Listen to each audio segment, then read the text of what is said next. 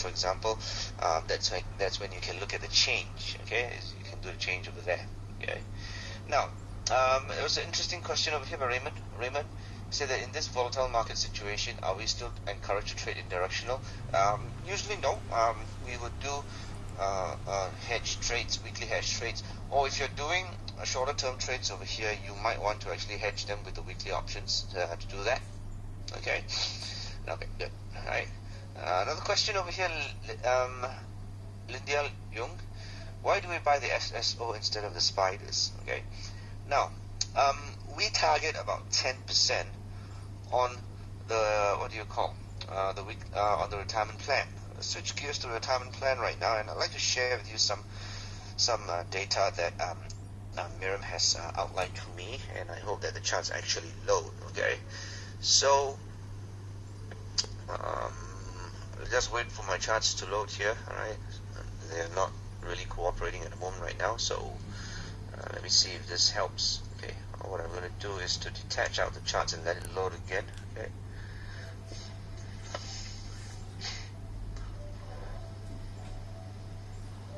Okay. Alright, Han, you're asking me, does it mean the VXO? Right now, when we look at the VXO over here at 15, if we do the ETFs, it means that if we do the TBTs, if we do something else like that, we want the IVs to be much higher than the VXO. That's what essentially what we want to do. Okay.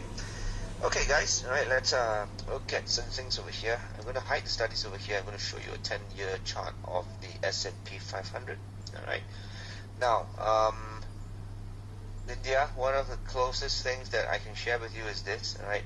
I'm going to put a 10-year daily chart out on the spiders, and every time that there's a trade from the end of the year, you can just take, this is the spiders, the S&P 500. Okay, last few years over here, as you can see,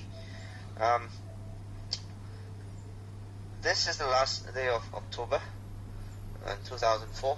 Right, so the spiders actually moved from 200 to about 209 in the same time frame.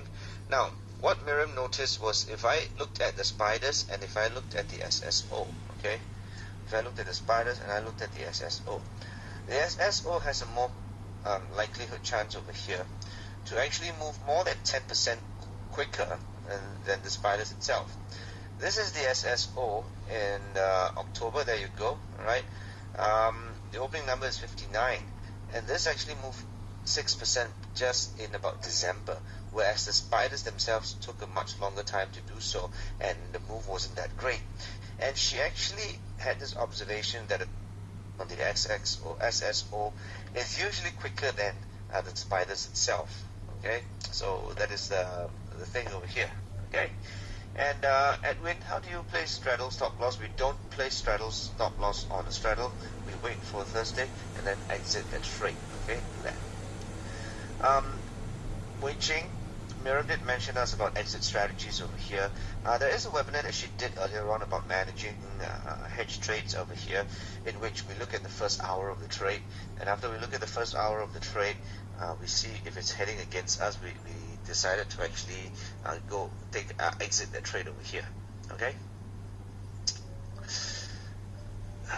Now, Tony, hi. All right, you're not late. You're okay.